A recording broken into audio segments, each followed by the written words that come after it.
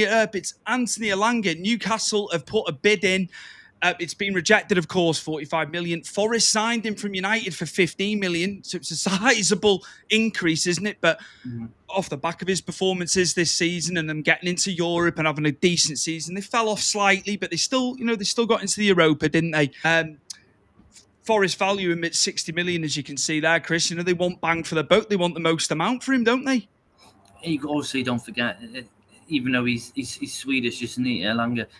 It's still that English tax, isn't it? Because he came through United, and obviously, I obviously remember when he went to Forest because we had a bid accepted for Elanga at the same time. And obviously, we were going through whatever we're going through, and Nottingham Forest obviously must have offered him more, wage wise. And to be honest with you, he's been fantastic for them.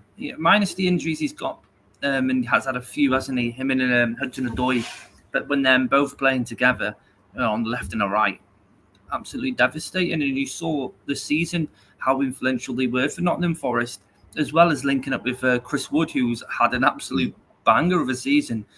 Who would ever thought he would have, scored so many goals? But when you've got them two who have got pace and the skill to get the ball in and beat a man, it's a field day for a striker. But yeah, I think you got to look up and I'm looking at terms now.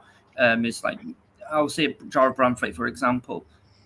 Other people can value our players at what they think, but I think you always got to look at what the club and the fans value of the player. Do you know what I mean? It's always going to be a different.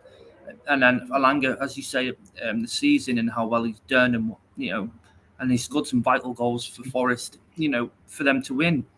I think still in Europe, which by their standards, finishing where they finished the season before, of course, just stayed up, didn't they? Amazing, and don't take anything away from them. It's a long old season and they were right in the hunt. They were right in the hunt. They were in the peak of the Champions League spots for so long, weren't they? Yeah. Them and Bournemouth, obviously you give your hats to Liverpool because they did boss it this season and undoubtedly won the league.